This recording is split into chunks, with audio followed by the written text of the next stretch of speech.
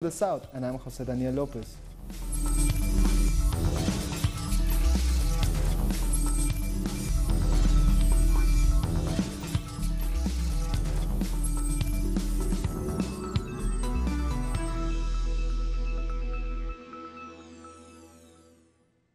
Venezuelan President Nicolás Maduro has addressed the United Nations General Assembly.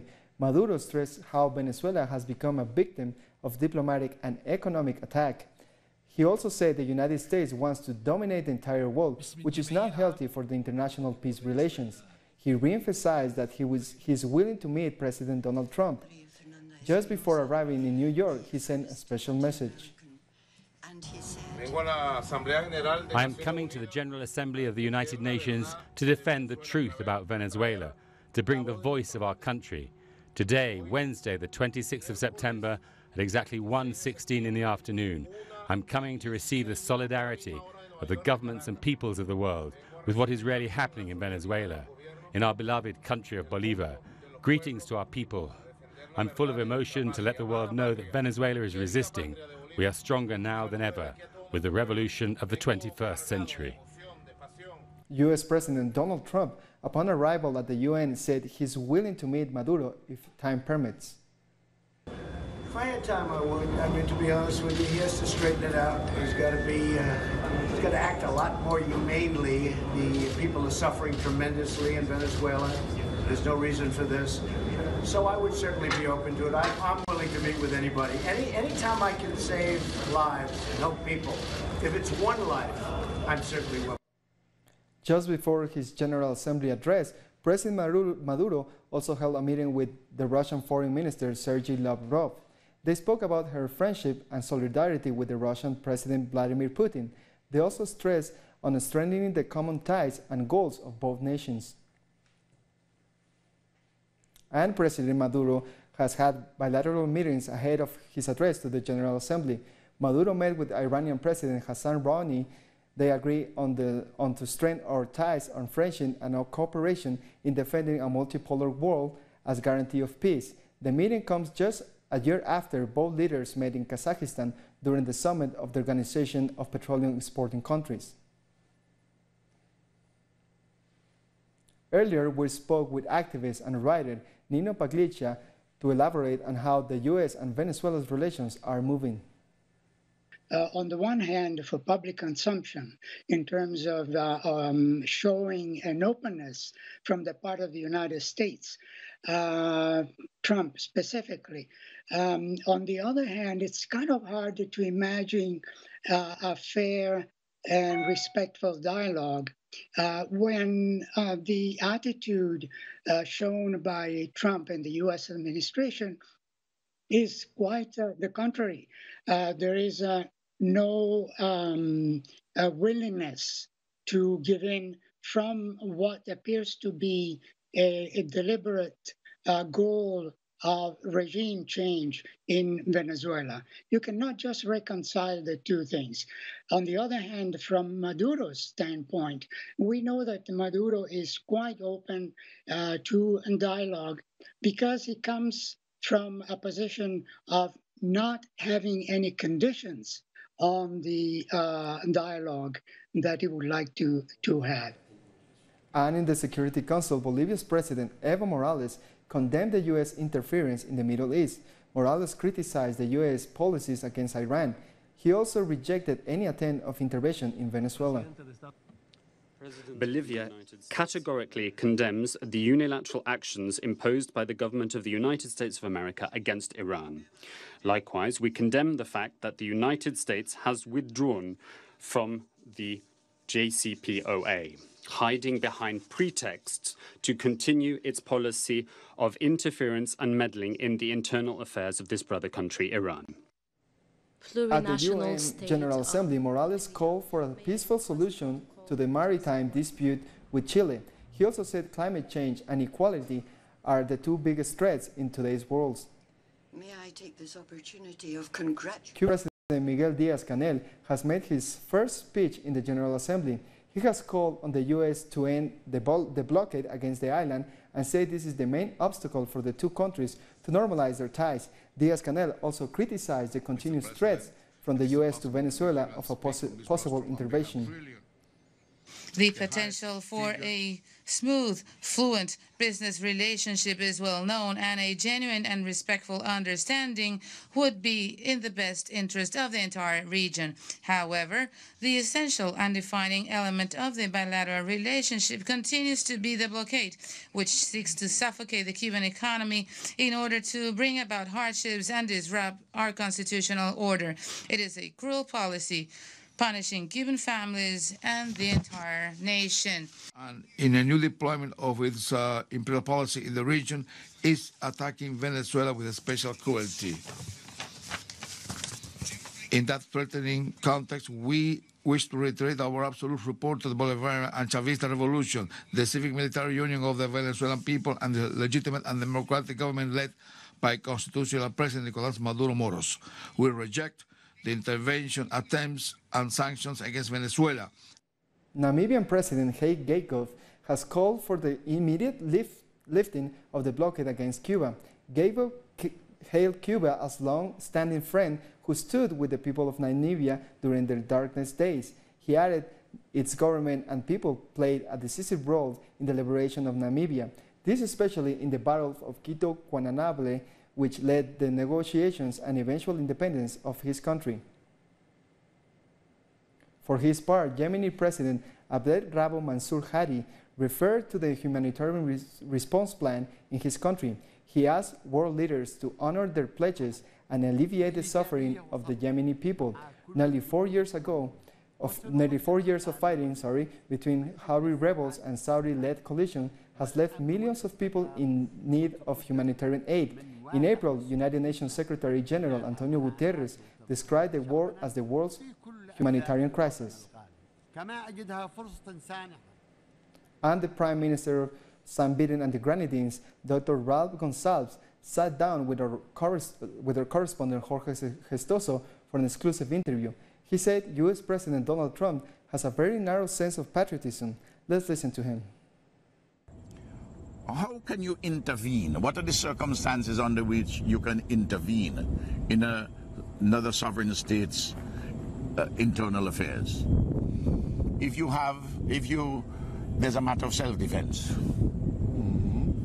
If you are going hot pursuit in relation to self-defense, if there's an egregious breach of international law, like for example, the matter of genocide taking place, or if you have a system of government based on the separation of races, as in South Africa, in those circumstances, international law would justify an intervention on the basis of a resolution at the Security Council. You just can't go off on your own, on a whim and saying, well, look, this government is against, I don't like this government. This government is acting contrary to our interests, or this government is incompetent, or there are some humanitarian issues which have arisen. No.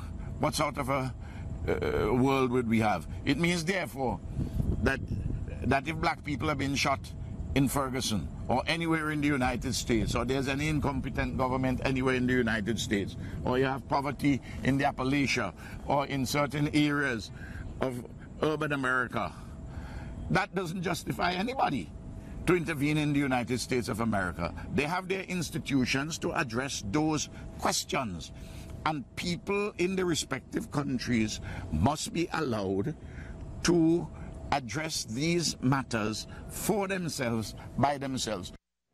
Let's listen to more of what President Maduro talked about at the UN General Assembly. He requested the UN's help in the investigation of the attack on him last month.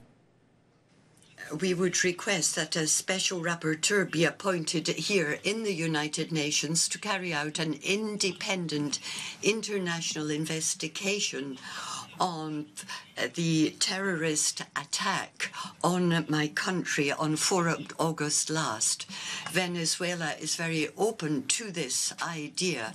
Our justice system wants to make sure that we found out who was directly responsible for this very serious attack.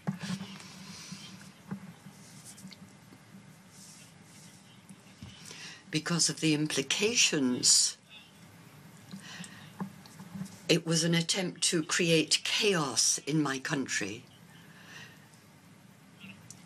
so as to justify an internal conflict and clash, a level of violence which would then justify the imposition of mechanisms outside of the multilateral system of the United Nations, namely a military intervention in our country, such as others have suffered from in the past.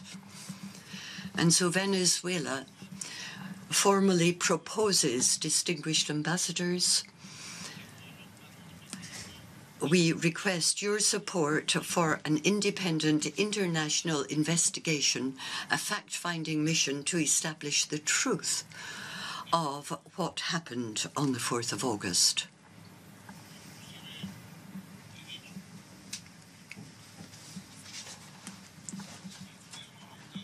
And I myself have said to the United States government that it would be good if the US government, which denied being involved in the preparation and carrying out of this attack, that it would be a good idea if the United States government heeded the appeal made.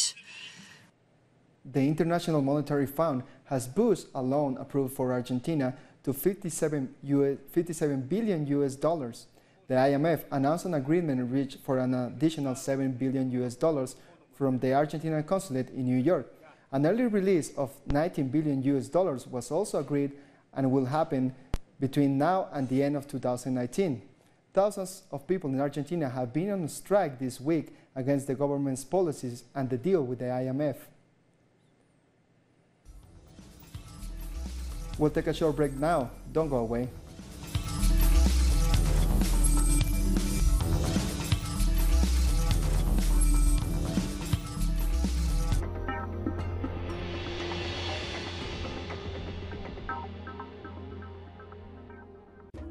An occasion to enjoy the cultural diversity that defines our South American essence. Come along and find out the story behind these personalities, traditions, and artistic expressions that unite us as a whole. Real Lives. Saturdays, only on Telesur.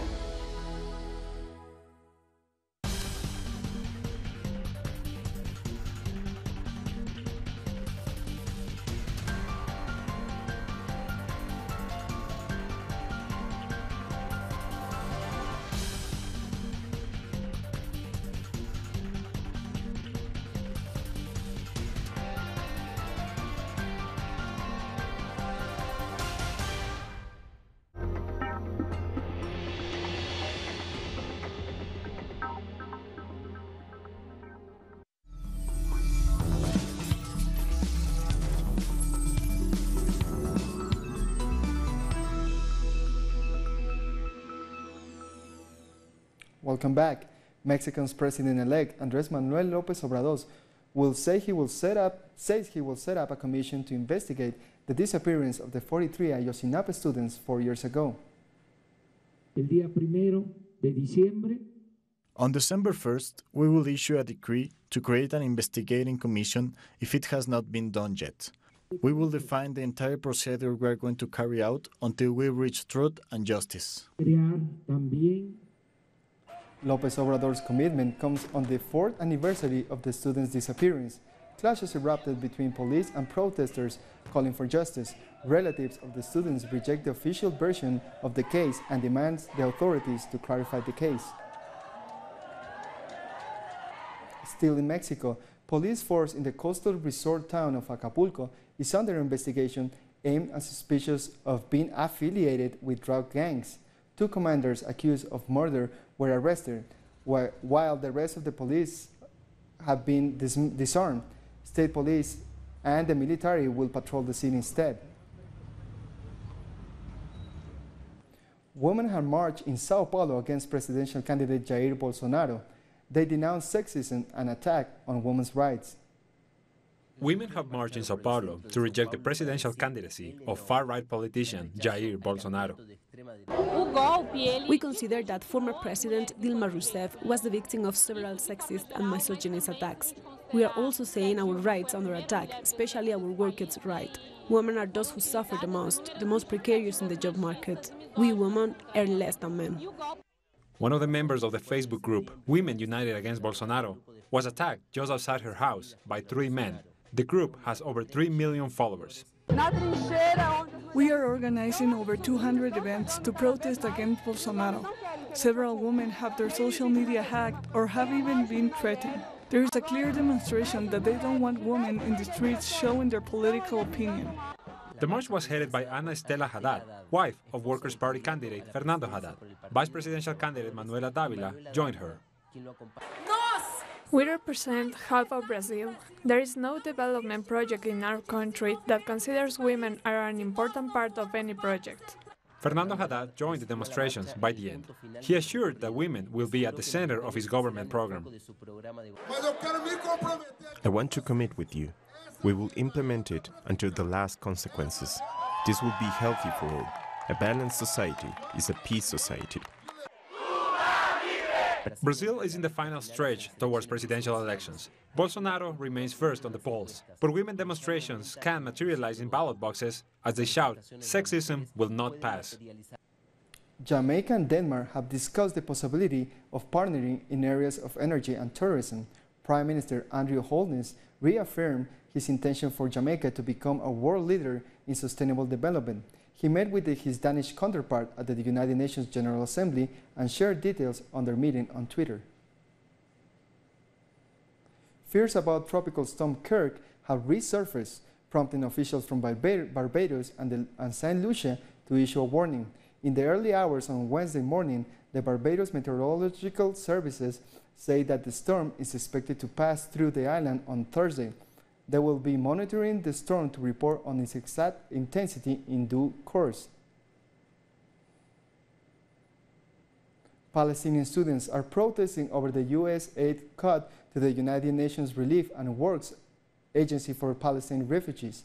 The students rallied in their school uniforms and raised slogans demanding the sustainability of relief services.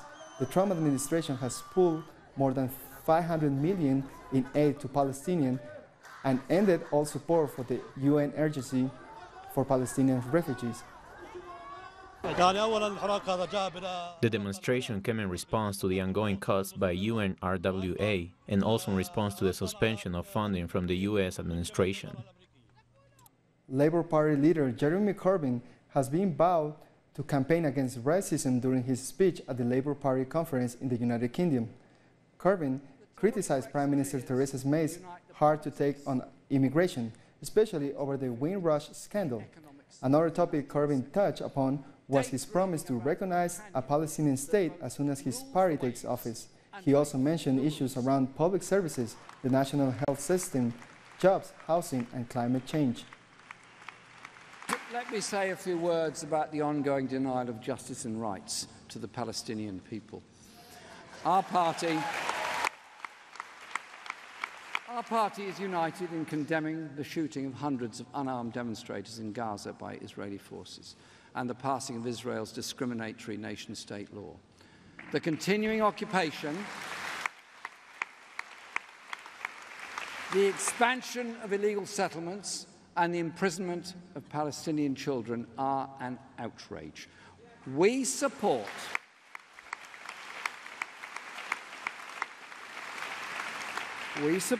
a two-state solution to the conflict with a secure Israel and a viable and secure Palestinian state. But a quarter of a century on from the Oslo Accords, we are no closer to justice or peace, and the Palestinian tragedy continues while the outside world stands by. As my great Israeli friend, the late Uri Avnery, who sadly died a short while ago, put it to me, what is the alternative to peace? A catastrophe for both peoples. And in order to help make that two-state settlement a reality, we will recognize a Palestinian state as soon as we take office. Dozens of Nigerians have taken to the streets in solidarity with the victims of the Ahbaz attack in Iran. Demonstrators held banners and pictures of the victims of last week's attack on a military parade that killed over 20 people. Iran has blamed the United States for supporting anti-government militia in the country. A fire dragon has danced its way through a village in Hong Kong. An ornate straw dragon stuffed with hundreds of incense sticks has paraded in Pok Fu Lam. This is part of a traditional celebration of harvest festival lights. Smoke and colors engulf the village in a ritual aimed at chasing away plagues.